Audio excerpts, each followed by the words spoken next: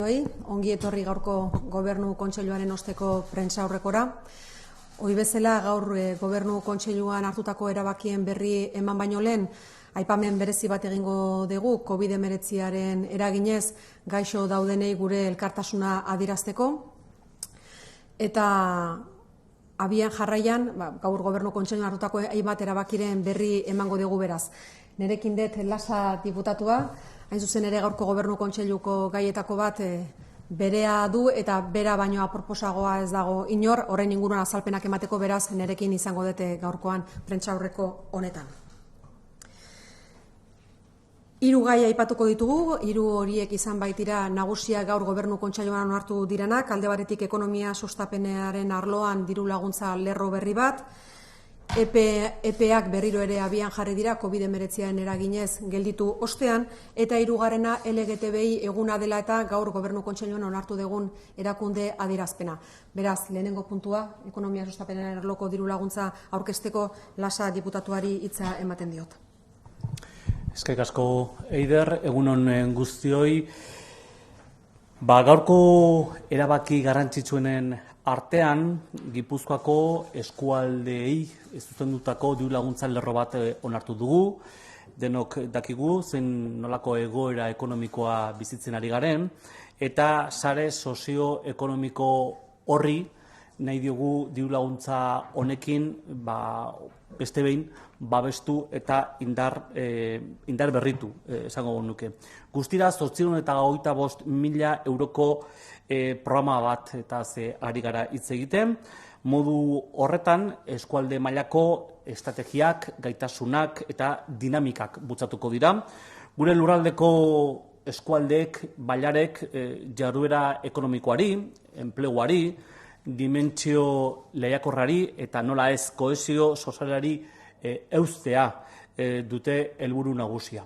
Denok behin baino gehiagotan aipatzen dugun bezala, azpimarratu egiten dugu eskualde horietan, bailara horietan, gure agentzi komarkalak eta mankomunidadeek egiten duten lana ikuspuntu ekonomiko batetik. Hori da gaur kontan ere, programa honekin, diru laguntza honekin ere babestu nahi duguna.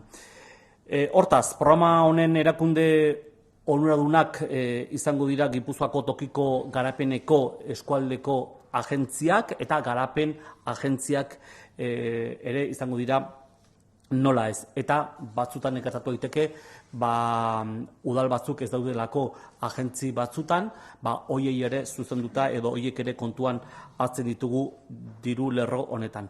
Ahalegin berezia egiten dugu gaurko honetan, besteak beste, aurrekontua mantentzeko esfortzu bat egiten dugulako baita Gipuzkoako Foru Aldunditik. Izan ere, deialdi hau COVID-19ak sortutako krisiaren ondorioak leuntzeko egokitu egin delako besteak beste. Horren bestez, lehenetsi egingo dira, suspertze sozioekonomikoa bultzatzea helburu duten prozesu eta dinamika guztiak. Indarrak batu, hori da beste beste egin nahi dugun nahia edo esfortzua oraingo honetan. COVID-19ak ekarri dituen beharrak ondo identifikatzeko eta erakunden eta eragile ekonomiko zein sozialen artean partekatutako irtenbideak abian jartzeko. Momentu hau ere nola ez ekonomiari beste bultzada bat emateko momentua da, baino elkarlanean ere aritzeko momentua da. Eskualdeak ezinbesteko aliatuak dira erronka honetan. Hortaz, tokiko errealitateari buruz duten ezagutzagatik eta sare sozioekonomikoko duten hurbiltasunagatik eta batez ere enpresa txiki eta autonomoengatik ere oso hurbil daudelako. Guretzako aliatu bereziak dira eskualde bakoitzeko agentzi horiek guztiak. Eta lankidetza gure indargunetako bat izan da beti, eta hala jarraitzeko edo hala jarraitu behar du izaten gure Gipuzkoako eredua mantendu nahi baldin badugu. Garapen orekatuan eta iraunkorrean oinarritutako eredua dugulako, eta eredu hori azkenean marrazten du Gipuzkoako eredu sozioekonomiko propio bat edukitzea. Ekonomiaren, gizartearen eta ingurumenaren ikuspuntutik. Eta hori, momentu honetan ere, nik esango nuke azpimarratu, goraipatu egin barra daukagula gure modelu sozioekonomikoa eta indarrean jarri. Decía la diputada portavoz que en el Consejo de Gobierno de hoy también hemos aprobado las bases para la convocatoria de subvenciones destinadas a la reactivación del tejido socioeconómico de Guipúzcoa a través de la contribución desde la perspectiva comarcal. El programa estará dotado con 850.000 euros y el objetivo no es otro que el de impulsar estrategias, capacidades, iniciativas y dinámicas en el ámbito comarcal, tan importante en el territorio de Guipúzcoa, para mantener la actividad económica, el empleo, la dimensión competitiva y, cómo no, la cohesión social del territorio. Las mancomunidades y las agencias de desarrollo, en este sentido, cumplen un papel clave, no solamente desde el punto de vista económico, sino también de cohesión social. Podrán beneficiarse de este programa las agencias comarcales de desarrollo local y, cómo no, los ayuntamientos de Guipúzcoa que no cuenten con una agencia de este tipo en su comarca.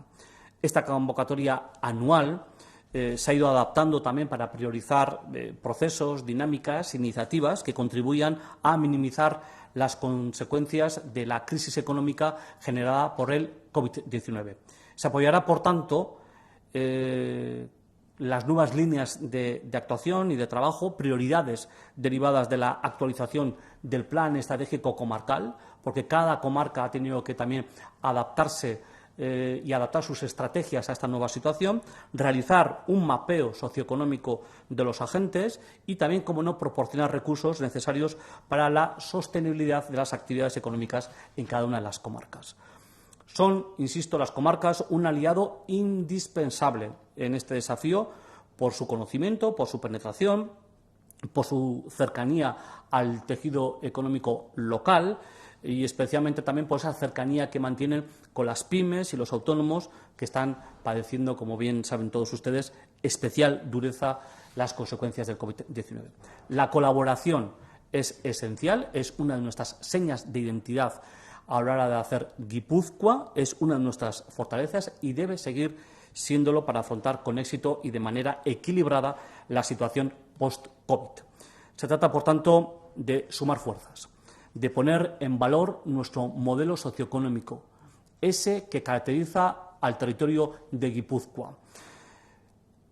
Tenemos que, entre todos, trabajar de manera compartida para buscar también soluciones compartidas entre las diferentes instituciones y los agentes económicos y sociales del territorio de Guipúzcoa, partiendo de una realidad común, partiendo de las peculiaridades de cada uno de los entornos y de las comarcas, y de ahí, trabajando de manera compartida, buscar soluciones.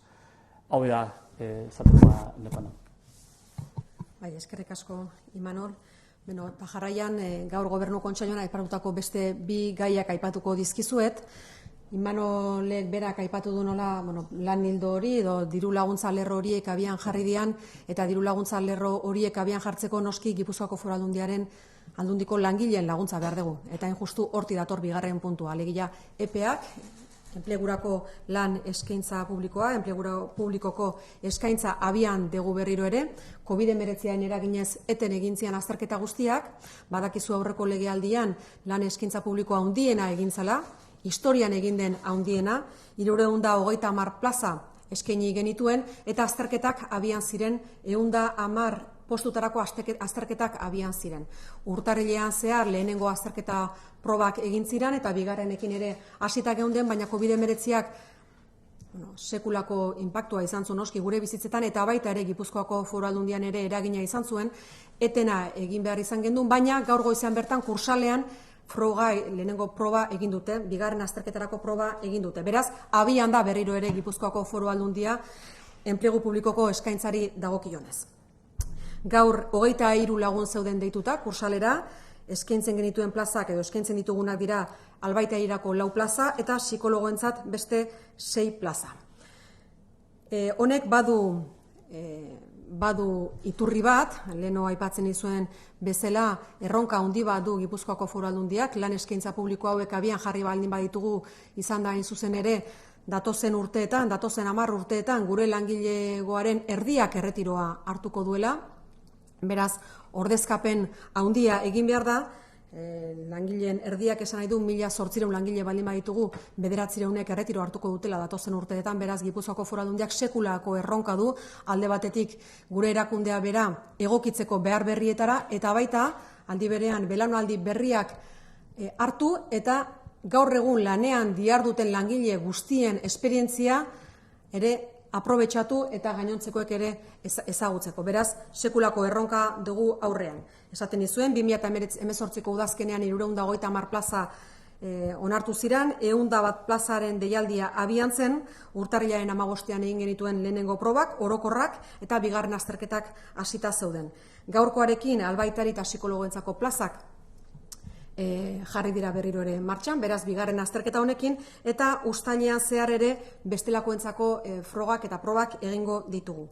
Uztailaren 2 eta 3 adibidez goi mailako teknikariek izango dute azterketa, itzultzaileentzako 2 plaza eskaintzen dira, eta uztailaren 25ean goi mailako teknikarientzat berdintasuneko alorrean hor ere 4 plaza eskaintzen dira eta azterketak egingo dituzte beraz egun horietan zehar. Gainerakoentzako datak ere ezagutzera ematen jungo gera denborarekin.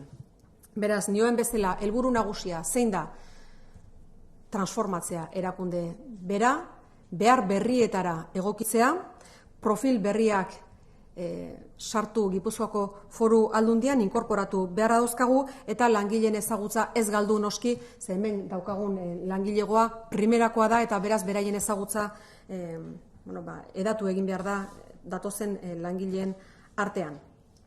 Herritarrek dituzten beharrei ahalik eta modu egokinean erantzun berdie Aldundiak eta horti dator beraz gure erronka.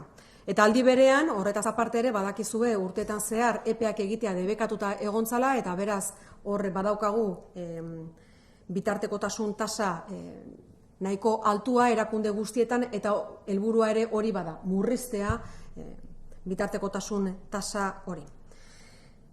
Gipuzkoako Foru Aldundia Gipuzkoako erakunde nagusia da, erronka honi aurre egin behar dio, gizarte osoari eragiten dio transformazio honek eta modu egokian egin beharra daukagu. COVID-19 honetan ere etena izan zuen, baina martxari eusten diegu eta konpromisoari eusten diegu prozesuarekin aurrera jarraitzeko.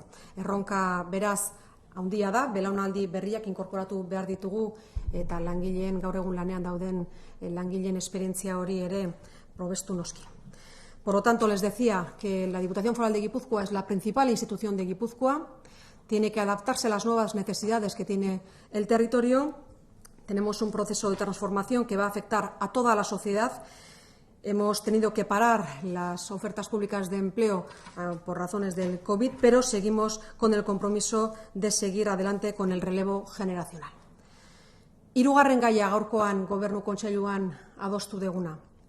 LGTBI harrotasunaren eguna dugu igandean, eta hori horrela ezanik erakunde adierazpena onartu dugu gaurko Gobernu Kontseiluan. LGTBI harrotasunaren nazioarteko eguna ospatzen dugu beraz, igande honetan, mundu osoan oihartzun handia daukan eguna da, hainbat eta hainbat jendek esparru honetan lan egin duelako. Badakizue aurrerapen importanteak egin direla alor honetan, baina oraindikan ere badegula nahiko lan guztiok gutako bakoitzak, herritarrek eta baita erakundekene honetan urratsak ematen jarraitzeko. Hainbat pertsonek, hainbat lagunek, genero identitateagatik eta sexu orientazioagatik giza eskubideetan urraketak jasaten dituztela egunero. Eta horren adibidez, Gipuzkoako Foru Aldundiak duela gutxi azterketa bat egin zuen Geiturekin batera, Geiturekin elkarlanean, izenburua zuen LGTBI populazioaren errealitatearen diagnostikoa Gipuzkoan, eta hor argi uzten zen diskriminazioa jarraitzen dutela jasaten hainbat eremutan, eta eremu batzuetan gainera oso maiz. Eta bereziki emakumeek, hori argi gelditzen zen azterlan honetan, eta beraz oso egokia iruditzen zaigu, Gipuzkoako Foru Aldundiari oso egokia iruditzen zaio, 2020ko hautatu duten leloa, alegia LTB emakumeak sororitatea eta feminismoa. Beraz, zentzu horretan, erakunde adierazpena onartu dugu, Eta errealitate hori, ikusezina den errealitate hori, agerian utzi nahi genuke eta Gipuzkoar guztien konpromisoa eskatu ere aldarrikapen hauekin bat egiteko. Zer dio erakunde adierazpenak? Laburbilduz, berresten dutela, Gipuzkoako Foru Aldundia berresten duela pertsona guztiek beren sexu orientazioa eta genero identitatea askatasunez aukeratzeko duten eskubidearen defentsa. Gipuzkoako Foru Aldundia berresten du lesbiana, gay, transexual, bisexual eta intersexualen giza eskubideak babesteko eta bermatzeko politika publikoak planteatzen jarraitzeko konpromiso horri eusten diego berriro.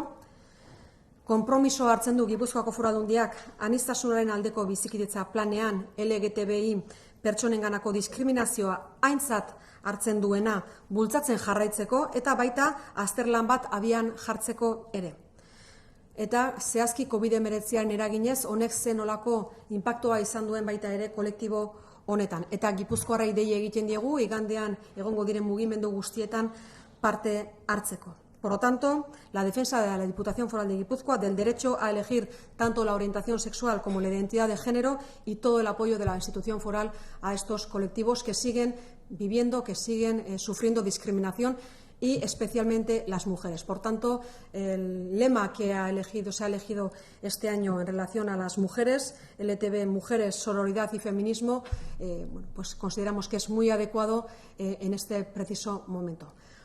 Hauek dira gaurkoan Gobernu Kontseiluan hartu ditugun erabaki nagusiak, galderaren bat izango bazenute, erantzuteko prest gaude, baina aipamen bat egin nahi nuke COVID-19 dagokionez, izan ere badakizute alarma egoera amaitu dela, baina horrek ez du esan nahi COVID-19 desagertu denik eta jarraitu behar dugu arduraz jokatzen baita etorkizunan ere, gure artean egon badagoelako eta beraz segurtasun neurri guztiak hartzeko eskatzen diegu Gipuzkoako herritar guztiei beren eguneroko jardunean.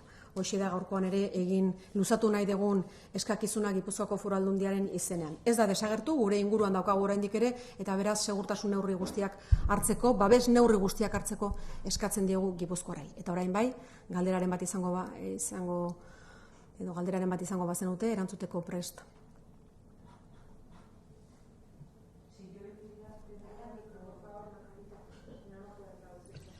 Sí. Le quería preguntar a la diputada si nos podía aclarar un poco en relación con el COVID, con el brote de Orio, que parece que es un poco confuso cómo había surgido, parece que hay 6 personas afectadas, ¿qué nos puede aclarar?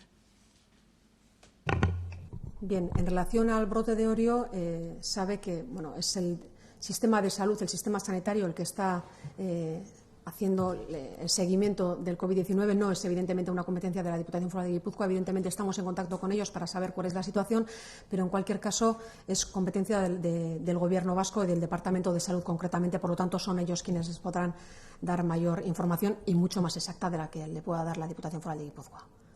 Evidentemente nosotros lo seguimos con preocupación, consideramos y pensamos que puede haber más brotes también en el futuro, pero insisto, por ello es importante que las medidas de seguridad que vayamos a adoptar se sigan manteniendo en todo momento. ¿Se ha trasladado alguna persona al hospital de Eibar, sabe? ¿Tiene conocimiento? En este momento, en el hospital de Eibar hay varias personas usuarias. Nosotros, en el ámbito en el que tenemos competencias, sabe que en las residencias de ancianos de Guipúzcoa hay una persona de Arechavaleta, de la residencia de Arechavaleta, que es positivo en coronavirus en este momento y está en el hospital de Eibar, pero más allá de eso, el sistema de salud, cómo ha derivado a sus pacientes, lo desconocemos en este momento. Tendrán que pedirles la información a ellos mismos. Bestelako galderarik, bai.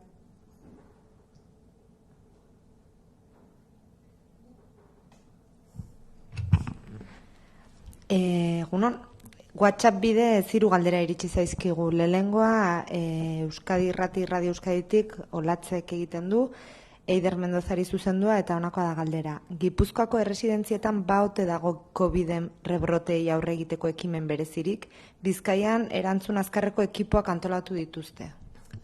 COVID-19 dagokionez, lehen esan dudan bezala pertsona lagun bat dugu momentu honetan positibo dena, GSR Aretxabaletako lagun bat, eta bera Eibarko ospitalean dago.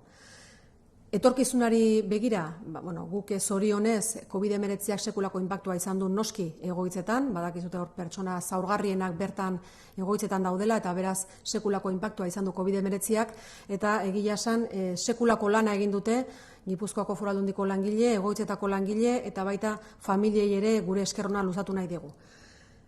Momentu oso gogorrak bizi izan ditugu, baina ikasi ere ikasi dugu. Alegia ezagutu dugu gaixotasuna, ezagutu dugu baita ere bilakaera eta ezagutu dugu nola egin bertzaion aurre gaixotasun horri. Beraz, protokoloak abian dauzkagu eta martxan dago sistema oso bat baldin eta COVID-19 berriro egoitzetan sartuko balitz modu koordinatuan eta egokian erantzuna ahal izateko. Badakizue besteak beste egoitza guztiak sektorizatuta daudela, alegia islatzeko aukerak dauzkagu, kasuan erabiltzaile berri bat sartuko balitz egoitzetara, eta hori aurre ikusita dago 15 egunez isolatu egongo litzateke, gaixotasuna ez dadin berriro ere egoitzan zehar banatu, eta hor, zabaldu, banatu baino, zabaldu izango litzateke egokiagoa, beraz protokolo oso bat abian daukagu egoitza guztietan, alerta guztiak piztuta daudelako ere bai.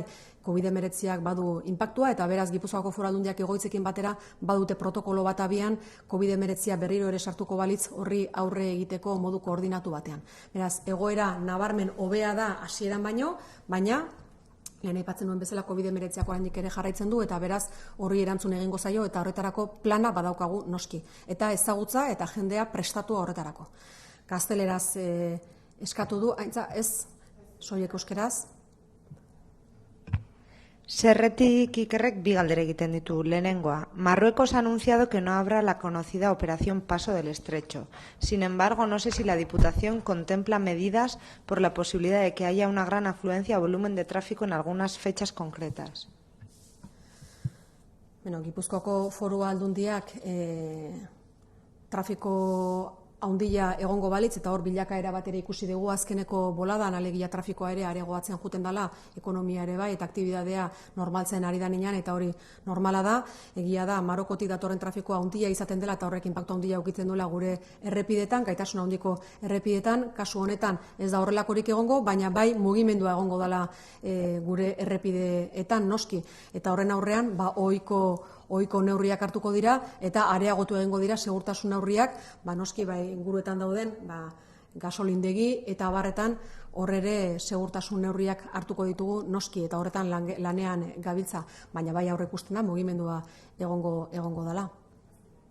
Gazteleraz errepikatuko dut, evidentemente al no haber tráfico que venga de Marruecos y que vaya a atravesar nuestra red de carreteras en Guipúzcoa, por lo tanto, evidentemente habrá un menor tráfico en las carreteras en Guipúzcoa, en las carreteras de gran capacidad. En cualquier caso, en la medida en que la actividad económica, en la medida en que nos vamos moviendo más, evidentemente hemos constatado que hay un mayor volumen de tráfico en las carreteras de Guipúzcoa, es una buena señal. Y, por supuesto, estamos activando todas las medidas de seguridad para que en las áreas de descanso se pueda realizar ese descanso con todas las medidas de seguridad. Evidentemente, todas estas cuestiones las tenemos también en marcha. Azken galdera, Serretik baitare, entramos de lleno en las festividades de verano. No sé si hay miedo a que la población pueda por momentos salir produciéndose aglomeraciones y con ello consecuencias como rebrotes. No sé si hay o no preocupación. Hablaría más bien de respeto. Hablaría de respeto. Es decir, hemos conocido cuál es el impacto que tiene el COVID-19 en la salud de las personas. Ha fallecido mucha gente. Hay mucha gente enferma que va a tener secuelas importantes a consecuencia del COVID-19 y, evidentemente, ha tenido un impacto en la economía enorme. Por lo tanto, debemos actuar con muchísima precaución y debemos seguir teniendo respeto a la enfermedad. Por lo tanto, insisto, es muy importante que, a pesar de que tengamos todas las medidas de seguridad, a pesar de que evidentemente el sistema de salud está preparado para hacer frente a la enfermedad, es muy importante que cada una de nosotras, que cada uno de nosotros siga teniendo una actitud vigilante con respecto a la enfermedad y que sigamos manteniendo todas las medidas de seguridad. Mascarilla, cuando no se pueda mantener la distancia de seguridad, y evidentemente también el lavado muy frecuente de las manos. Es muy importante. Yo veo también con preocupación cómo hay mucha gente que utiliza la mascarilla y eso está muy bien, pero hay que insistir y todo en que hay que lavarse muy frecuentemente las manos. Es decir, es una enfermedad, es un virus que se mata muy fácilmente, pero que se extiende con muchísima rapidez. Por lo tanto, yo hablaría de respeto y que no olvidemos lo que hemos vivido, y que no se vuelva a producir. Estamos en unas buenas condiciones. Hasta ahora la ciudadanía ha reaccionado muy bien, con muchísima responsabilidad, y pedimos que sigan siendo responsables también en el futuro. Yo creo que con la colaboración entre el sistema sanitario y nuestros sistemas, tanto de protección social como también en el ámbito de la economía, y la actitud proactiva de cada una de nosotras y de cada uno de nosotros, va a ser muy importante para hacer frente a esta enfermedad y para ponerle freno. Ez dago bestelako galderarik, beraz honekin amaituko genuke. Eskerrik asko guztioi eta egun ona izan dezazuela.